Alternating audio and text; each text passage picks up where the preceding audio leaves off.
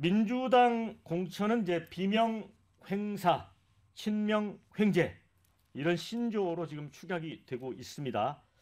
물론 이제 민주당과 이재명 대표는 이 언론의 저질 프레임이다. 대부분 경선을 거쳤는데 뭐 비명 학살이라고 하는 표현은 언론의 불공정, 선거 개입이다 이런 주장까지 하고 있습니다. 먼저 김영기 의원님, 네. 보니까 이제 그 삼선의 친문 원내대표까지 했던 박광원 의원도 사실 경선에서 탈락했어요. 네. 저는 상당히 놀랐거든요. 네. 뭐 이제 탈락을 했습니다. 사실은 지난번 이제 원내대표를 그만두는 과정도 그렇게 원만하게 나온 게 아니라 거의 뭐 쫓겨나오다시피 나온 네. 상태고, 그 지역은 지금 이제 한신대 교수였던 김준혁 교수에 의해서 교체됐죠. 이거 후보가 됐죠. 그래서 뭐그 박강원 의원까지도 이렇게 그 경선에서 떨어질 줄은 몰랐습니다만, 어쨌든 뭐 현실적으로 거기뿐만 아니라 사실은 윤관석 뭡니까 저기 윤영찬 의원이라든지 네. 또 광진갑의 뭐 저기 전해숙 의원이라든지 또 은평의 강병원 의원이라든지 현역 의원들이 다수 고전을 면치 못하고, 네. 결과적으로는 박용진 의원도 뭐 정봉주 전 의원하고 이제 이배수로 축약되어 있습니다만, 어제 제가 다시 확인해 본 결과 그런 어떤 그 페널티 자체를 또 삼자 경선에서의 페널티뿐만 아니라 양자 경선에서 똑같이 또 페널티가 적용된다고 어저께 박범계 의원이 그렇게 말을 함으로써 거의 박용진 의원도 사실은 뭐 떨어지기 일보 직전 아닌가. 그래서 결과적으로 말 그대로 비명 행사가 줄줄이 이어지는 과정에 있다. 뭐 그렇게 봐야 될 것 같습니다. 네. 그래도 또 김의겸 의원은 이제 신명인데 현역 신영대 의원. 네. 그건 비명인데 졌지 않습니까? 김의겸 의원이. 그런 부분을 놓고 보면 이제 민주당 쪽에서는 이거 봐라. 이렇게 공정하게 경선에서 하고 있는데 뭐가 학살이냐. 진수 의원님은 어떻게 보세요? 저도 어젯밤 그 경선 결과를 굉장히 관심 있게 지켜봤는데, 저는 그래도 어떤 생각을 했냐면 혹시라는 생각을 했었어요. 왜냐하면 그동안에 이제 이루어진 전략 공천이라는 거는 이재명 당 대표나 당 지도부의 입맛대로 그 이제 뭐 컷오프하거나 그 이렇게 갈라내기 뭐 이런 게 가능할 수도 있었다고 보여지는데, 그래도 경선을 하면 혹시 좀 뜻밖의 그 예상 밖의 결과가 나오지 않을까 혹시 그랬는데, 뭐 역시 결과는 그 예상했던 대로더라고요. 그래서 제가 그 경선 결과를 보면서 두 가지 생각을 했는데, 하나는 와, 그 민주당의 권리당원이라고 하는 사람들이 정말 대단하구나. 그 구성과 민주당 권리당원들의 구성과 그들이 가진 힘이 대단하다. 우리 민주당 보통 그 저기 브리핑하거나 이런 장면이 나오면 거기 뒤에 당원존이라고 만들어져 있잖아요. 네. 그게 제 기억으로는 이재명 대표가 되면서 이제 당원존이 만들어졌는데, 그렇게 당원존까지 만들어 주면서 권리당원들에게 이 공을 들였던 그 효과가 이렇게 네. 발휘되는구나 하는 걸 느꼈고, 그다음에 이제 그 두 번째는 이번에 뭐 시스템 공천이라고 하면서 하위 10% 20% 그 점수 주고 거기에 감점하고 이런 그 뭐랄까 설계랄까 공천 디자인이 되게 안전장치를 강하게 해 놓았구나. 안전장치가 아주 튼튼해서 단 한 사람의 예외도 있기 힘들 정도로 만들어 놨구나. 그래서 4년 전에는 하위 10%나 20%에 대해서 감점 비율이 이렇게 높지 않았다고 하더라고요. 네. 그 감점 비율을 높여놓은 것도 행여 여기를 빠져나갈 비명계 의원들이 있지 않을까 하는 생각에서 이렇게 안전장치를 두텁게 만들어 놨구나 하는 생각을 했고요. 저는 이걸 보면서 민주당이 과거의 민주당과는 달리 이 이재명의 민주당은 민심과 당심 사이에 굉장한 괴리가 있겠구나. 그게 대표적인 게 박용진 의원 케이스 아닙니까? 네. 박용진 의원은 4년 전에 서울 지역에서 최다 득표를 했을 정도의 그 지역의 유권자들로부터 신망이 두터운데 지금 당심 때문에 이렇게 날아간 거 아닙니까? 네. 그래서 앞으로 본선에서 과연 민주당이 내놓은 후보들에 대해서 민심이 특히 그 선거의 키를 갖고 있는 중도층 유권자들이 어떻게 이거를 판단할 것인가 하는 부분이 되게 궁금해졌습니다. 네. 네. 그런데 이런 상황에서 하남 갑에 이제 전략 공천을 받은 추미애 전 장관은 당원이 주인된 날이다. 또 이런 메시지를 냈고 최민희 의원은 물론 경선을 통해서 이겼습니다만은 민주당 경선혁명의 경의를 표한다. 그래서 이게 약간 좀 자극하는 부분이 있을 것 같기도 하고 그런데 임종석 전 실장인데 당 잔류를 이제 결정을 하지 않았습니까? 네. 그래서 이제 사실상 친명 공천을 둘러싼 갈등, 탈당 이런 부분은 좀 약간 잠재워졌다고 봐야 될까요? 어떻게 보십니까? 뭐 일단은 수면 아래로 내려갈 네. 수 있다. 왜냐하면 이제 경선을 다 하셨기 때문에 이제 그분들이 이제 출마하기도 어려운 상황에서 네. 또 하나는 이제 가장 큰 그 팩트가 호남에서의 새로운 미래에 대한 어떤 그 지지가 거의 없다라고 하는 네. 이낙연 전 총리에 대한 호남에서의 어떤 시각 자체가 교정되고 있지 않다. 여전히 싸늘하다라고 하는 부분이 아마 임종석 의원도 마지막에는 네. 결과적으로 본인은 한때 심지어는 새로운 미래 복장을 하고 광주에 출마를 할까라는 생각도 했다가 실제로 광주의 민심을 보고 그 생각을 철회했다라고 하는 부분들이 이제 확인되고 있는 상태라서 이제 그렇기는 합니다만은 그 동안의 12월 1, 2월까지의 말하자면 컷오프라든지 탈당자들은 호남 출신이 없었습니다. 근데 지금 이제 뭡니까 홍영표 의원을 비롯해서 지금 성북의 기동민 의원 또 윤영찬 의원 그리고 뭐 여러 그 김한전 의원을 비롯해서 동교동계 가신들도 줄줄이 낙마를 하고 있는 상태라서 네.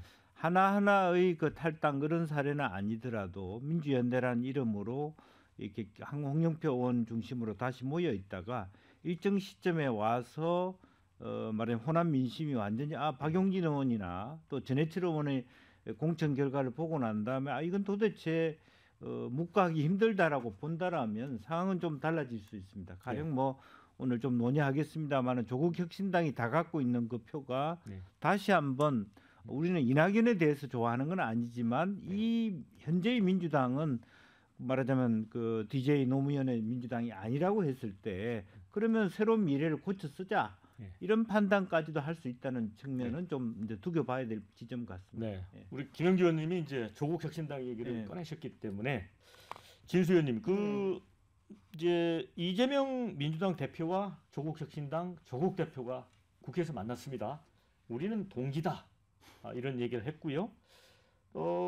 그간 민주당은 이 중도 확장성 측면에서 득보다 실이 많을 거다. 그래서 비례연합 정당에는 사실 포함은 안 시켰잖아요. 근데 이거를 놓고 이제 이렇게 가는 거는 득이 될지 실이 될지 아니면 뭐 제로섬 게임이라는 얘기도 있고요. 비례대표 놓고는 어떻게 보세요? 그러니까 이게 조국 그 신당 창당 선언했을 때만 해도 막 성급하게 그 선을 긋지 않았습니까? 네. 연대는 없다는 식으로.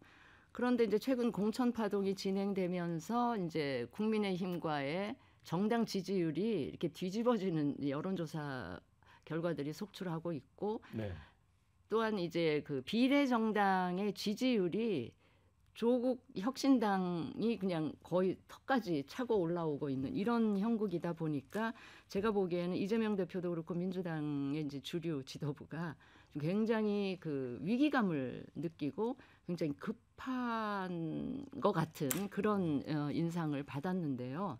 저는 그 어젠가요, 그젠가요, 그 두 분이 이재명 대표랑 조국 혁신당 대표가 이제 연대 얘기하면서 만나서 손을 맞잡는 모습을 보면서 정말 그 장면이 저한테는 한국 정치 퇴행의 상징적 장면을 보여주는 것으로 인식돼서 저는 굉장히 씁쓸했습니다. 무슨 말씀인가 하면 결국 두 분 다 지금 범죄 피의자 아닙니까? 범죄 피의자 연대에 다름 아닌데 한 분은 지금 계속 여러 가지 건으로 재판을 받고 있고 한 분은 이미 2심에서 실형까지 선고받은 이런 상태인 그 두 분이 맞잡고 연대하고 윤 정권 심판론을 이야기를 하니까 제가 좀 그 씁쓸한 느낌이 드는데 제가 이 말씀을 왜 드리냐 하면 사실은 최근에 들면서 정치인이나 공직자들에 대한 국민들의 눈높이가 상당히 높아졌습니다. 네. 그래서 이 높은 도덕성도 요구하고 있는 이 정도까지 왔는데 그렇다면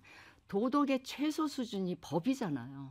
그러면 최소한 법으로는 걸러진 사람들이 선거에 출마하면서 국민의 선택을 받는 이런 정도까지는 가져야 되는데 이런 일이 벌어지니까 제가 이 정치의 퇴행을 생각하지 않을 수가 없고요. 저는 아까 이제 득실 말씀을 하셨는데 저는 이게 민주당에 과연 득이 될까? 좀 물음표가 생길 수밖에 없는 게 과연 이 상황을 선거에 키를 쥐고 있는 중도층이 어떻게 평가할 것인가? 왜냐하면 몇 년 전에 조국 사태가 일어났을 때 조국 사태의 본질이 뭐였습니까? 불공정, 그 특혜, 네. 위선, 내로남불. 네. 그런데 이런 부분에 가장 그 예민하고 마음이 상해 있던 그룹이 바로 중도층이고 수도권이고 젊은 층이란 말이에요. 이분들이 과연 지금 이 상황을 바라보면서 어떤 판단을 하고 있을지 과연 이 조국 신당과 손잡은 민주당의 중도층이 지지를 할지 물론 조국 신당의 경우는 전체 범민주 같은 그룹이에요. 그러니까 사실은 조국 신당하고 손잡아도 민주당 비례연합으로 갈 표가 그냥 조국 신당으로 가는 그 정도지 그 전체의 외연이 확장되는 그런 결과는 오지 않을 것 같고요. 국민의힘의 그 득표에는 그닥 영향을 주지 않는다. 않지 않겠나. 그러면서 중도층 유권자에 과연 어떤 그 인상을 줄지. 그래서 그 유권자들이 어떤 판단과 어떤 선택을 할지 그것도 좀 그 흥미로운 대목입니다. 그런데 이제 조국 대표는 예를 들어 이제 그걸 내세우잖아요. 그 윤석열 정권 조기 종식. 그러니까 민주당보다는 좀 더 강성 민주당 지지층의 이해를 대변하는 그런 거를 이제 그 하객진에서는 뭐 망치선이라고 표현을 하던데 그런 역할을 하겠다. 네. 그리고 그런 사람을 투표장으로 끌어내면 그러니까 비례대표를 찍기 위해서 이제 조국 혁신당을 찍겠지만 지역구는 민주당 찍지 않겠느냐 이렇게 얘기를 하더라고요. 네. 어떻게 보세요? 뭐 이제 사실은 이제 조국 혁신당의 노림수인 거죠. 네. 사실은 그런 의미에서 민주당은 일정 정도 비례대표 의석에서 손해를 볼 겁니다. 이렇게 되면 이제 결과적으로는 왜 그러냐 하면 지금 이제 민주당이 통합 비례를 하면서 진보당이나 소 용인원의 당과의 어떤 손을 잡고 하는 부분이 중도에서 보기에는 굉장히 그 극좌로 가는 것 같은 느낌을 두기 때문에 네. 이미지 자체는 조국 혁신당이 강성이지만 그래도 네. 오히려 민주당을 지지하는 중도 성향은 차라리 조국 혁신당이 네. 훨씬 더 말하자면 이데올로기적으로 이념적으로 좀 안정적으로 보인다. 조국 말하자면 저 민주당과 손잡고 있는 진보당이 훨씬 더 위험해 보인다. 네. 그런 어떤 헌법상의 어떤 기준선에 있어서 그런 측면이 있는 것 같거든요. 그러니까 사실은 그 조국 혁신당이 이 당 자체로 중도 확장성을 갖고 있는 건 아니지만 상대적으로 민주당이 지나치게 이념적 자양자를 하고 있다고 느끼기 때문에 중도가 그나마도 이준석 당이나 국민의힘으로 갈 수 없는 말하자면 민주계의 중도파들은 말하자면 그 이낙연 신당으로 가기보다는 차라리 조국 혁신당으로 간다는 거고요. 아까 뭐 진수 의원님이 이제 그 참 이제 범죄자 집단에 대한 어떤 온정주의다 이렇게 그런 부분에 말씀이 있었습니다만은 이제 동정론도 있는 거거든요. 네. 한편으로 보면 그런 걸 국민들이 알면서도 그 당에 표를 보낸다라고 하는 것은 좀 해도 너무했다는 감정을 조국 신당이 좀 가져가는 부분도 분명히 있다라고 하는 이제 그런 측면 현 정권이 주는 지나치게 검찰 중심의 독재 정권이라고 하는 공격이 일정 정도 먹히고 있다는 반증이기도 하다 그렇게 보여지고요. 결국에는 여기서의 가장 큰그 어떤 비례와 관련해서 손해를 보는 사람들은 사실 이준석 대표하고 이낙연 신당입니다. 그런데 다만 시대의 변화에 따라 아까 모두에 제가 말씀드렸습니다만은 민주당 내 공천 상황이 완전히 마무리된 게 아니기 때문에 마무리된 다음에서의 말하자면 이낙연 신당을 호남에서 어느 정도 조금 더 열린 시각으로 보느냐가 결과적으로는 말하자면 그 제로섬 게임에서 조국 혁신당의 표를 말하면 새로운 미래가 가져가느냐에 따라서 포지션의 차이는 있을 수 있다 그렇게 봅니다. 네. 근데요, 저기 윤 정권 조기종식 주장하고 제가 관련해서 한 말씀 드리고 싶은 게 그 조국 대표가 내세우는 이 윤 정권 조기종식 3년도 길다.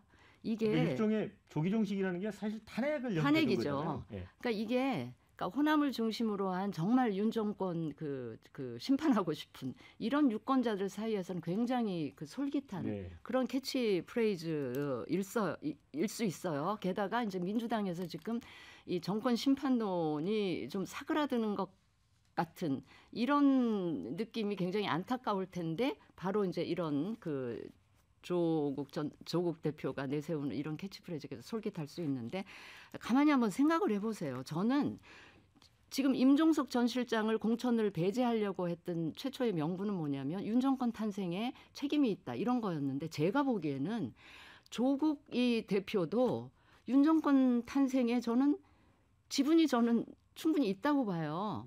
왜냐하면 저기 문재인 대통령 그 민정수석하면서 이 그 윤석열 검찰총장을 세운 사람 아닙니까? 청거해서 그러면서 이제 본인이 장관직을 안 받았으면 그냥 지나갔을 텐데 장관직을 받음으로써 그 청문회를 통해서 드러난 이 모든 것들이 이제 수사까지 연결되면서 뭐 그거에 대한 동정심도 있고 뭐 맞다는 얘기도 양론이 있습니다만 이런 상황이고 제가 보기에는 문재인 정권이 5년 만에 정권을 내준 그 책임의 일부도 저는 저기 조국 장관에게 있다. 대표에게 저는 있다고 봅니다. 네, 네. 그런데 왜 민주당에서 임종석 실장은 배제하고 조국 대표랑은 손잡고 이것도 제가 보기에는 약간 그 모순되는 이율배반적인 그런 면이 있어서 여러 가지로 저는 지금 이 상황이 제 개인적으로는 좀 납득이 안 되고 이게 과연 네. 궁극적으로 도움이 될까 하는 물음표가 있는 거죠. 네, 제가 조금 균형을 잡기 위해서 네. 우리 김영규 의원님께는 이 질문을 좀 드리겠습니다. 지금 이제 민주당이 어찌 보면 이제 조국의 강에 이제 발을 다시 담갔다고 한다면 국민의힘은 지금 달서갑에 박근혜 전 대통령의 복심 또 탄핵 심판 변호인단이었던 유영하 변호사를 단수 공천했어요. 그 홍석준 의원이 그 미디어 노출도도 있고 나름 TK에서는 국힘의 자체 평가로 가장 존재감이 있는 의원이라고 했는데 컷오프 돼 버렸잖아요. 네. 자, 이거는 윤석열 대통령도 이제 박근혜 대통령 몇 차례 만났고 뭔가 정무적 판단이 있는 거 아니냐. 이거 역시 탄핵의 강에 발을 디딘 거 아니냐. 또 이런 비판도 있어요. 뭐 탄핵의 강에 발을 들였다 하지만 사실은 뭐 이것은 이미 누가 보더라도 정무적 판단에 의한 것이고 또 한편으로는 대구 경북 지역에 윤 대통령이 지니는 한계, 윤 대통령 손으로 네. 박 전 대통령을 집어넣었다라고 하는 그런 부분에 대한 자기 콤플렉스의 표현이라고 보여집니다. 공을 많이 들인 거고 네. 그래서 그건 탄핵의 강에 빠졌다라기보다는 어쨌든 국민의힘 입장에서는 통합이다 이런 관점으로 볼 거예요. 그리고 아직도 뭐 그렇게 유영하 공천 줬다고 탄핵의 강에 빠졌다 그렇게 생각하는 사람들도 별로 많지는 않을 것 같고요. 뭐 내부적으로는 이제 뭐 반발하는 사람도 있지만 전체적으로 보면 뭐 여야 할 것 없이 냉정하게 얘기하면 꼭 줘야 될 사람을 주고 있는 거 아니에요? 실제로 보면. 네네. 그러니까 한동훈 비대위도 결과적으로는 주진호 비서라든지 또 인사비서관이라든지 꼭 줘야 될 지점들은 줄 수밖에 없는 것을 국민들도 이해하는 부분이다. 저는 그렇게 이해하고 싶습니다. 네.